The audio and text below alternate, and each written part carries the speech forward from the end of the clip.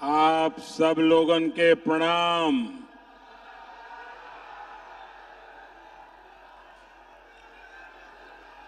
रउआ सबके गोड़ लागती, प्रणाम करती।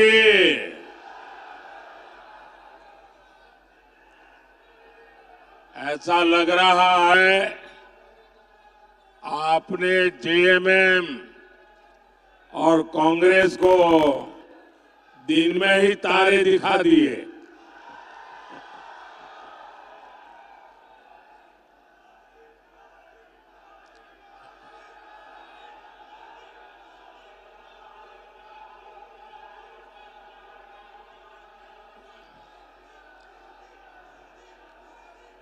वहां जो पीछे सिक्योरिटी के और प्रशासन के लोग काम करते हैं, मैं देख रहा हूं कि बहुत लोग आ रहे हैं, लेकिन शायद उन्होंने एंट्री पॉइंट बहुत कम बनाए हैं, इसलिए लोगों को अंदर आने में भी दिक्कत हो रही है। अच्छा होगा, अब एकदम पीछे आना है तो आने दीजिए, इतनी स्क्रूटिनी करने की क्या जरूरत है।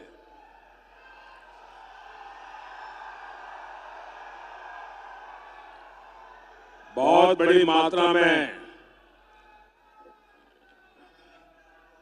हुजूम का हुजूम आ रहा है।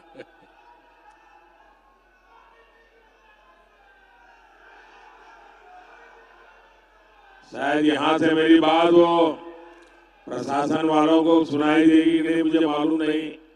अदरवाइज यहाँ के कोई व्यक्ति जाके वहां समझाएं ताकि ज्यादा लोग अंदर आ सके।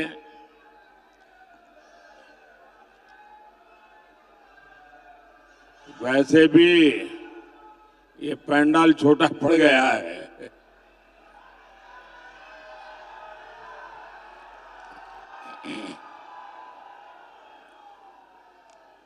साथियों, मैंने लंबे अरसे तक पार्टी के संगठन का काम किया है।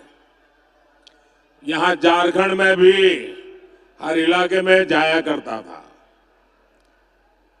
चुनाव लड़वाए भी हैं, चुनाव लड़े भी हैं, लेकिन सुबह 10 साढ़े 10 बजे इतनी बड़ी रैली करने की हिम्मत मैं नहीं कर सकता था। मैं यहां आपकी पूरी टीम को बधाई देता हूं भाई। इतनी बड़ी रैली सुबह 10:30 बजे कर रहा, ये बहुत बड़ी ताकत लगती है। आपने बड़ा कमाल किया है जी।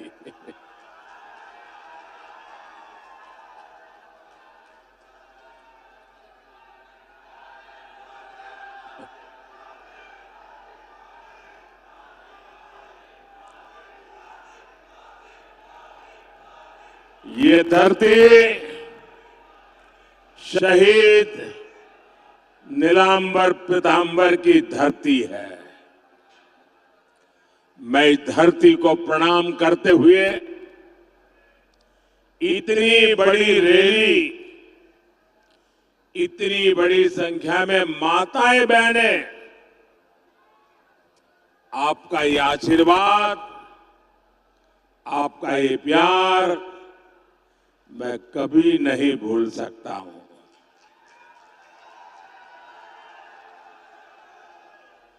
भाइयों और बहनों, आप सभी अपने एक वोट के महत्व को बहुत अच्छी तरह जानते हैं। 2014 में आपके एक वोट ने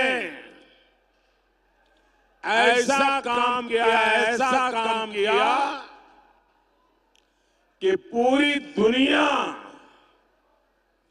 भारत के लोकतंत्र की ताकत को सलाम करने लग गई थी। आपने 2014 में अपने एक वोट से कांग्रेस की महाभ्रष्ट सरकार को हटा दिया था। आपके एक वोट ने बीजेपी एनडीए की सरकार बनाई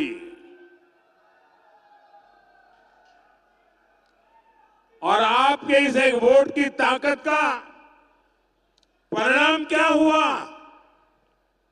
आज भारत का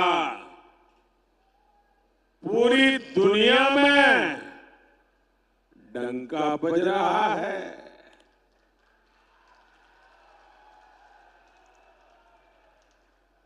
500 साल से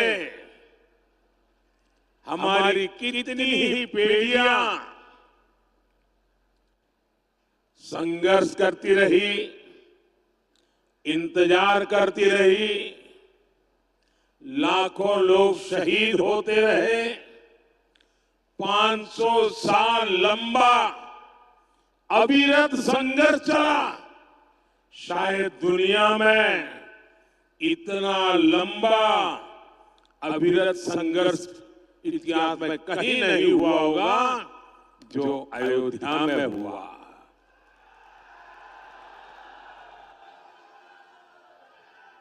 आपके वोट की ताकत देखिए, आपके वोट की ताकत देखिए। 500 साल तक लड़ाई लड़नी पड़ती थी, 500 साल तक इंतजार करना पड़ता था, 500 साल तक अनेक पीढ़ियां बीत गई, लेकिन जो काम नहीं हुआ वो आपके एक वोट से आज राम मंदिर बन गया।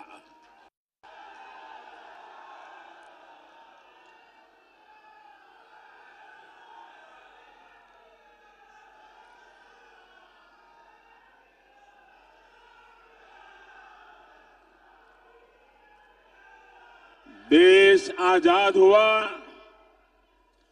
जम्मू कश्मीर में आए दिन खतरे की घंटी बजती रहती थी। जम्मू कश्मीर का क्या होगा चिंता रहती थी। बम धमाके, गोला बारूद कश्मीर से वही सुनाई देता था। आपके वोट की ताकत देखिए। आपने जम्मू कश्मीर देखा भी नहीं होगा, लेकिन आपके वोट की ताकत देखिए। जो 370 की दीवार थी,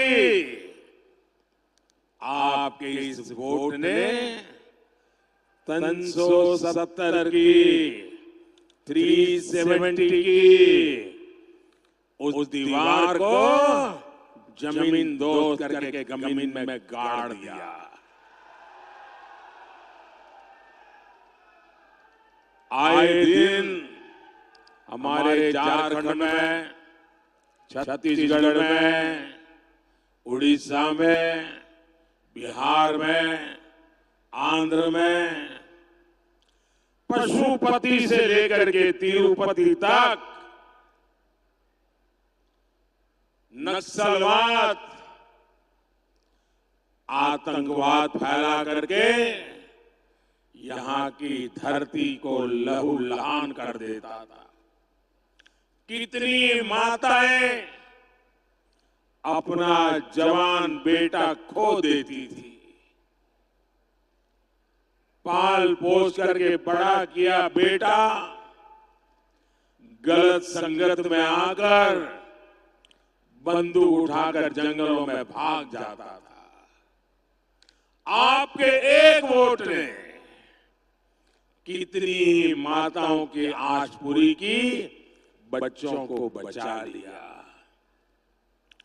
आपके एक वोट ने इस धरती को लहूलुहान करने वाले नक्सलवादी आतंकवाद से मुक्ति दिला दी। ये आपके एक वोट की ताकत है। साथियों, याद करिए कांग्रेस के समय क्या हाल था। यहां बम फूटते थे, आतंकवादी गोलियां चलाते थे, निर्दोषों को मौत के घाट उतारते थे, और दिल्ली की सरकार पाकिस्तान को लव लेटर भेजती थी, लव लेटर।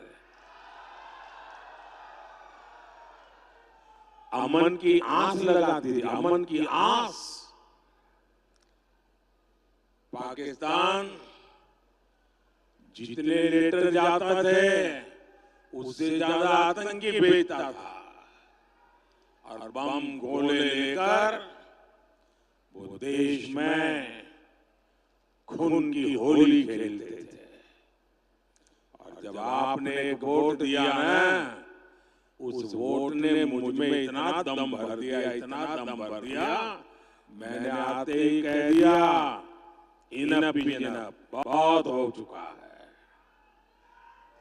अब ये खेल नहीं चलेगा, मां भारती का अपमान नहीं सहूंगा, निर्दोषों को नहीं मारने दूंगा। आज नया भारत डोजियर नहीं देता, ये नया भारत है, घर में घुसकर मारता है।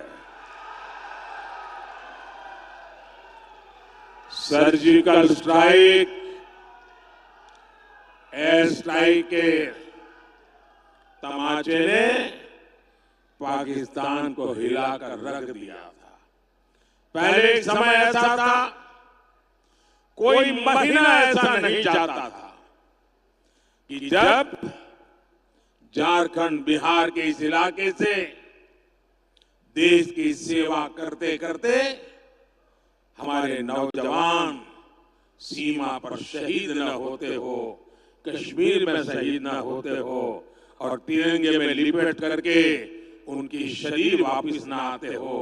ये 4 महीने चलता था, आज वो सब बंद हो चुका है। ये आपके वोट ने किया है। एक वो स्थिति थी जब आतंकी हमले के बाद कांग्रेस की डरपोक सरकार दुनिया भर में जा जाकर रोती थी। ये स्थिति कि पाकिस्तान, वो वक्त चला गया जब हम दुनिया में जाकर के रोते रहे। आज स्थिति ये है, पाकिस्तान दुनिया भर में जा जा करके रो रहा है। बचाओ बचाओ चिल्ला रहा है। आज पाकिस्तान के नेता कांग्रेस के शहजादे को पीएम बनाने के लिए दुआ कर रहे हैं, लेकिन मजबूत भारत तो अब मजबूत सरकार ही चाहता है।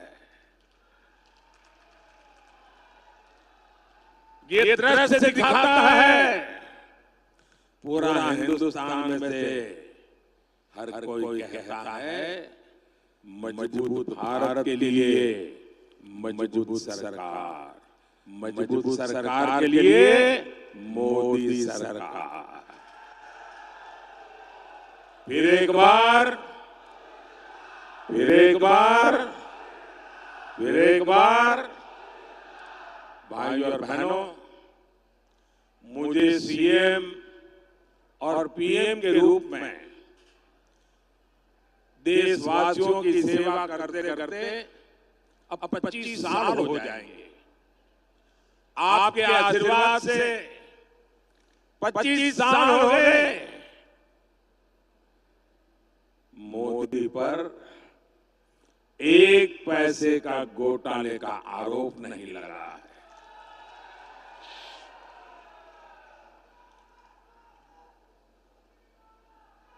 और मेरे लिए तो मेरी ये मां बहनें बैठी है ना, उनकी दुआ, उनके आशीर्वाद ही मेरे लिए बहुत है, काफी है। मुझे जीवन में और किसी की जरूरत नहीं है। मैं आज भी पद, प्रतिष्ठा, सुख, समृद्धि, इन सबसे दूर वैसा ही हूं जैसा आपने मुझे यहां भेजा था। मोदी मौज नहीं, मिशन के लिए पैदा हुआ है। जेएमएम कांग्रेस के नेताओं ने भ्रष्टाचार से अपार धन संपदा खड़ी की है। मेरे पास अपनी साइकिल भी नहीं है, न मेरा घर है। साथियों, संपत्ति हो, राजनीति हो, सब कुछ ये अपने अपने बच्चों के लिए अर्जित कर रहे हैं। ये उनके लिए विरासत में ढेर सारी काली कमाई छोड़कर जाएंगे। लेकिन मोदी को किसके लिए छोड़ना है भाई? आगे कुछ रखा ही नहीं है, पीछे भी कुछ रखा नहीं है।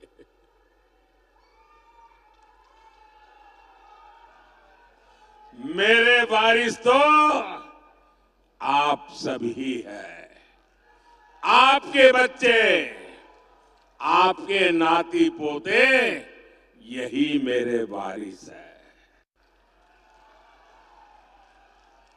मेरी इच्छा है मैं विरासत में आपको, आपके बच्चों को विकसित भारत देकर के ही जाऊं,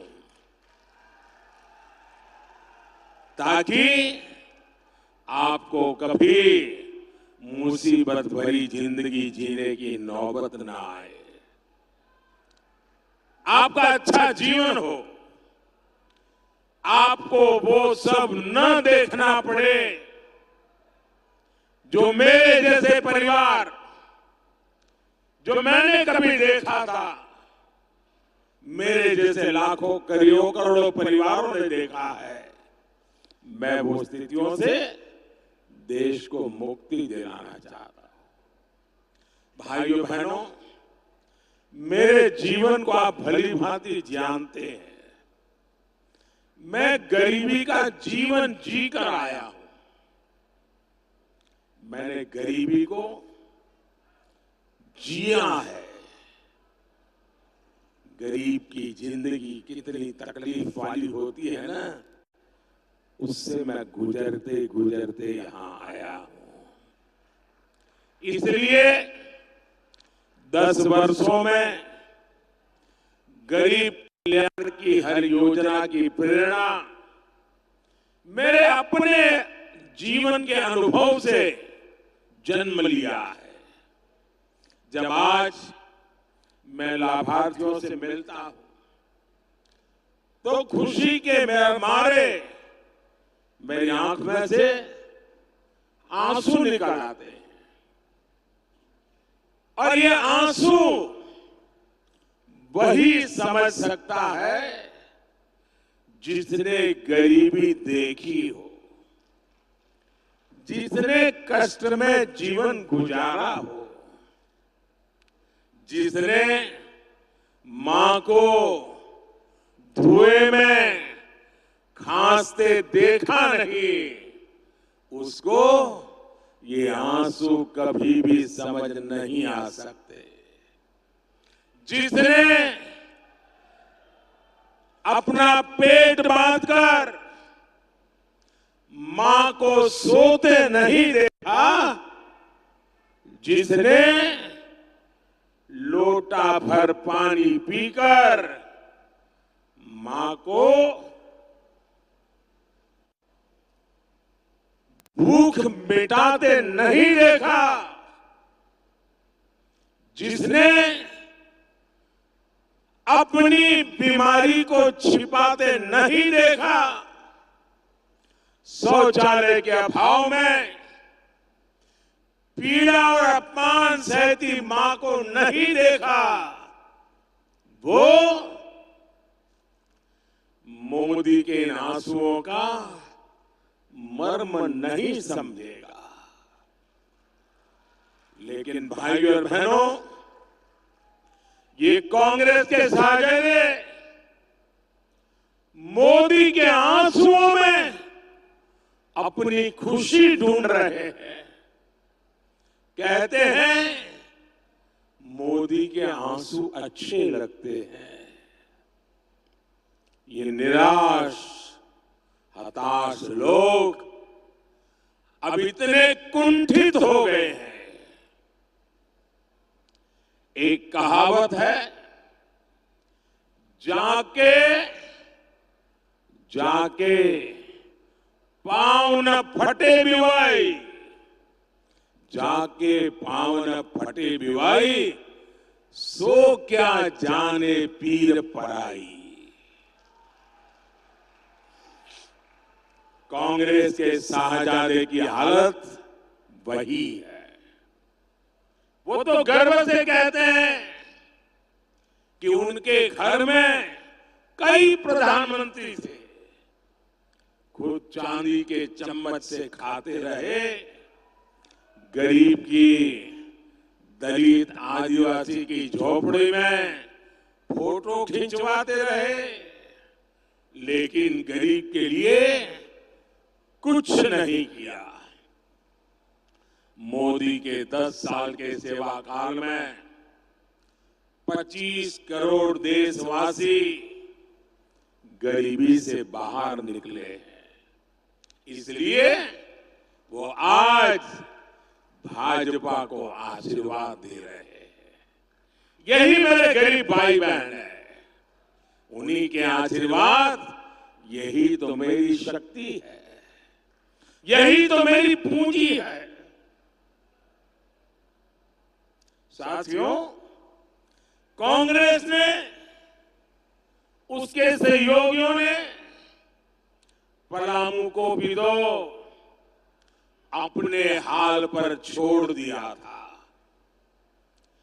दिल्ली में बैठे इनके नेताओं को नक्शा दिखाकर पूछ लीजिए कि पलामू कहां है, तो पता ही नहीं होगा।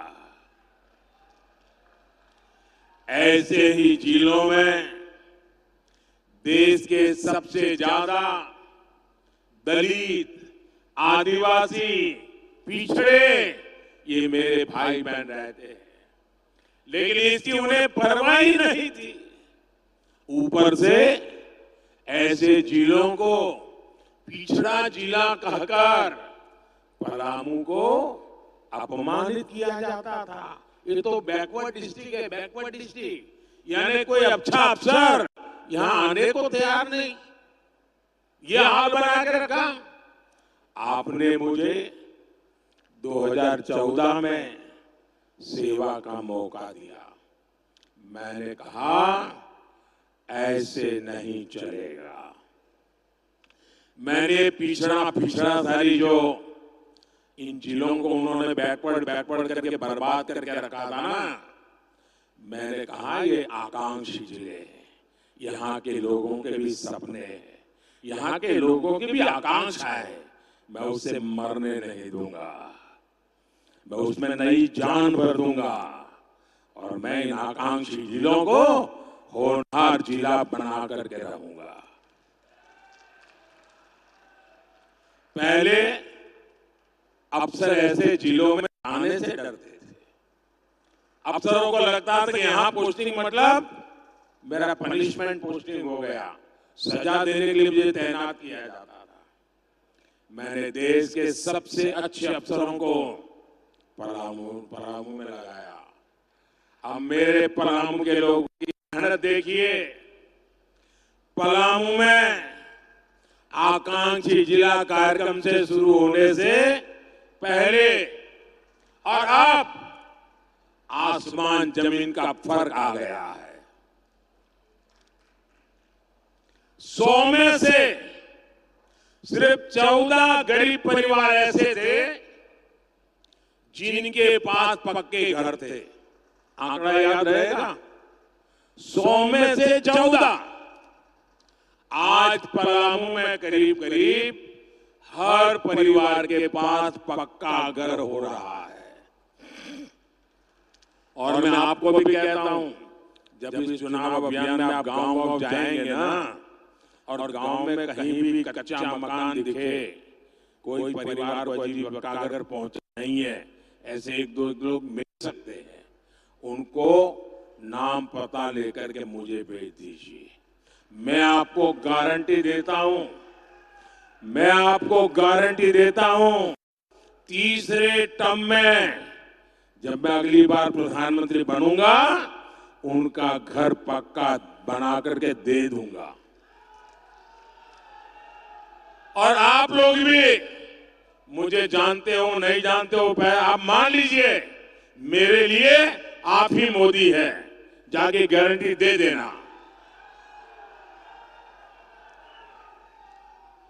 आकांक्षी जिला, ये कार्यक्रम शुरू होने से पहले यहां 100 में से 80 परिवार अंधेरे में रहने के लिए मजबूर थे।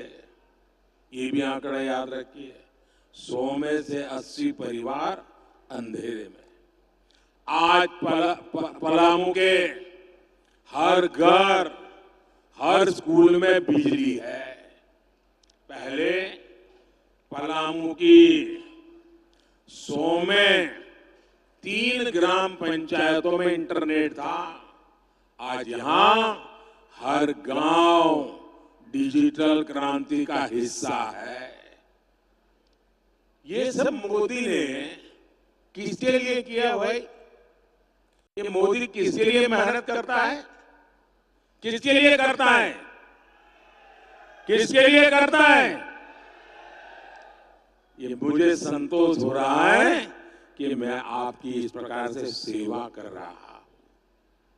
ये मैं आपके बच्चों के लिए कर रहा हूं, मैं ये आपके उज्जवल भविष्य के लिए कर रहा हूं। और भाइयों बहनों, आज मैं पलामू को बधाई देने के साथ ही आपको सतर्क करने भी आया हूं।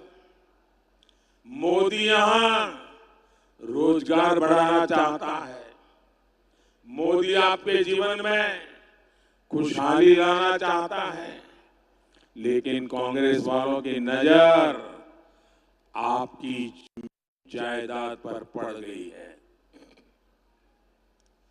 कांग्रेस हो या जीएमएम हो, उनको और कुछ नजर ही नहीं आता है। और ये कांग्रेस ने अभी अपना मैनिफेस्टो निकाला है, और बेईमानी देखिए, वो कह रहे हैं कि वो आपका एक्सरे करेंगे। एक्सरे, कितनी जमीन है, घर कहां है, कितने कमरे हैं, घर में सोना है कि नहीं है, चांदी है कि नहीं है, मंगलसूत्र है कि नहीं है, जांच कराएंगे और फिर उसमें से कुछ हिस्सा आपसे छीन लेंगे और आपसे वो लेकर के अपनी वोट बैंक को देना चाहते हैं। क्या आप आपकी पूंजी छीनने देंगे? किसी भी सरकार को आपकी पूंजी लेने देंगे? आपकी मेहनत की कमाई, बचाई हुई कमाई किसी को देने देंगे? आपके पूर्वजों ने जो दिया है वो किसी को देने देंगे? ये आपकी कमाई का, आपकी फसल का, आपके बंधन का हिस्सा भी हड़प लेना चाहते हैं। साथियों, कांग्रेस और इंडी गठबंधन ने एक और खतरनाक बात कही है। ये लोग अब एससी, एसटी, ओबीसी का आरक्षण छीन लेना चाहते हैं। जब हमारा संविधान बन रहा था, तब संविधान निर्माताओं ने मिलकर तभी एक बात तय की थी, और ये पक्का हो गया था, सही सिक्के हो गए थे, कि भारत में कभी भी धर्म के आधार पर आरक्षण नहीं दिया जाएगा। लेकिन अब ये कांग्रेस और उनके चट्टे बट्टे ये जेएमएम और आरजेडी साहब ये आदिवासियों का, पिछड़ों का, दलितों का आरक्षण में डाका डालकर आरक्षण में से कुछ हिस्सा छीन करके ये धर्म के आधार पर संविधान बदल करके मुसलमानों को देना चाहती है। और कांग्रेस चिल्ला चिल्ला कर बोल रही है और ये आरजेडी जेएमएम वाले जवाब भी नहीं दे रहे। वो कांग्रेस के इस ऐलान पर मौन सहमति दे रहे हैं। क्या आप अपने आरक्षण के हक को जाने देंगे क्या? क्या आप अपने आरक्षण के हक को जाने देंगे क्या? बाबा साहब आंबेडकर ने दिया है, उसको छीनने देंगे क्या? मेरे आदिवासी भाई बहन, मेरे दलित भाई बहन, मेरे पिछड़े भाई बहन, आप लिख के रखिए, ये मेरी गारंटी है कि जब तक मोदी जिंदा है, जब तक मोदी जिंदा है, दलितों के, आदिवासियों के, पिछड़ों के आरक्षण में से रत्ती भर मैं धर्म के आधार पर उनकी वोट बैंक को नहीं देने दूंगा। मैं संविधान पर कोई भी छेड़छाड़ नहीं करने दूंगा।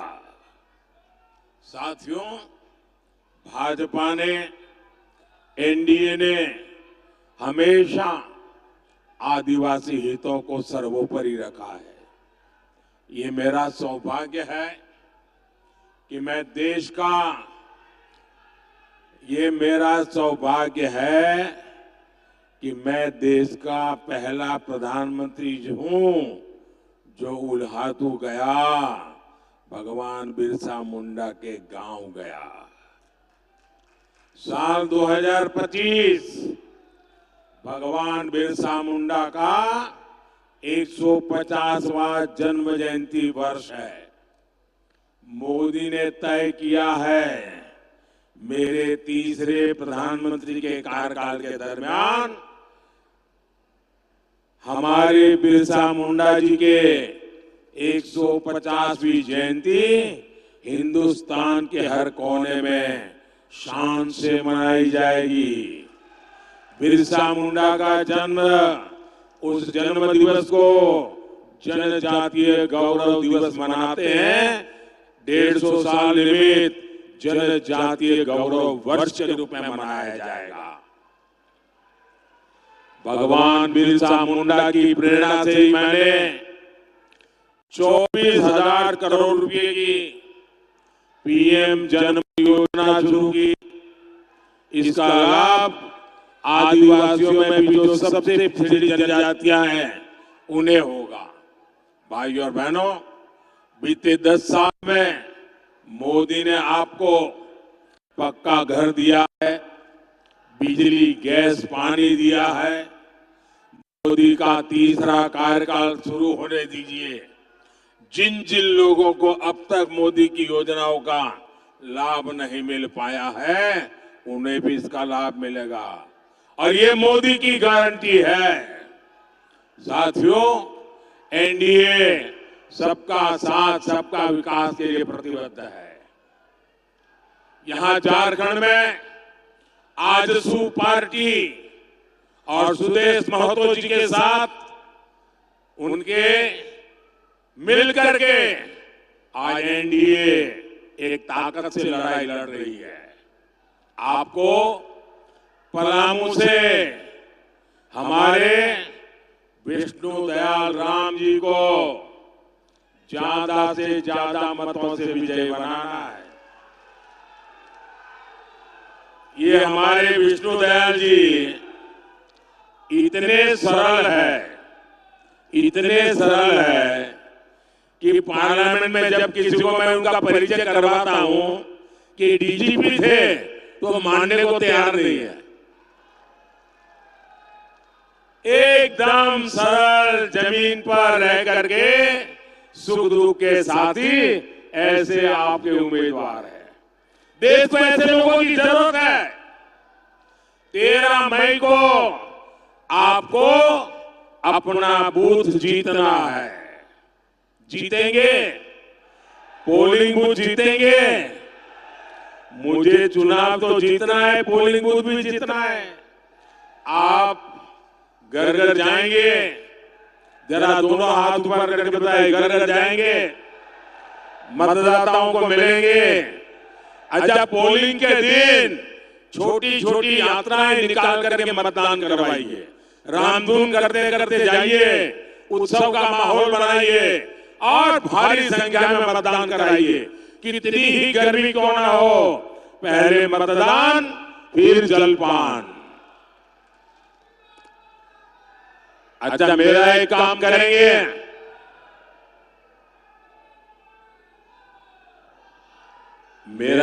करेंगे, जरा मुझे बताइए, मेरा एक काम करेंगे, हाथ ऊपर करके बताइए, मेरा एक काम करेंगे, मेरा पर्सनल काम है, करेंगे। ये चुनाव का काम नहीं है, करेंगे। ये मोदी का काम है, करेंगे। मेरा एक काम करना, घर घर जाना, जा करके कहना कि मोदी जी आए थे और मोदी जी ने आपको जय श्री राम कहा है।